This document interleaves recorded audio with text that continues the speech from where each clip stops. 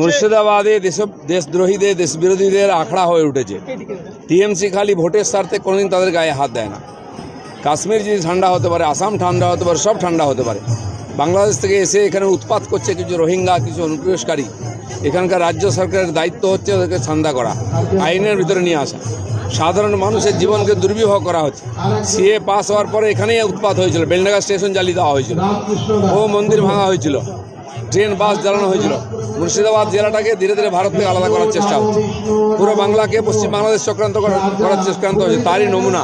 সেখানে এখানকার সরকার যদি সচেতন না হয়, হিন্দু সমাজ যেমন রামনবমীতে কোটি কোটি সংখ্যায় রাস্তায় নেমেছে, এই সমস্ত উৎপাতের বিরুদ্ধেও নামবে।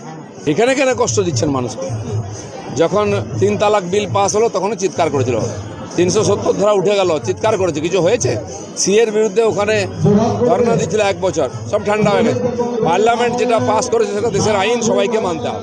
সিদ্দিকুল্লাহ চৌধুরী নিজেকে আইনের উপরে মনে করেন, তাহলে আইন আছে, কেউ আইনের উপরে নয়।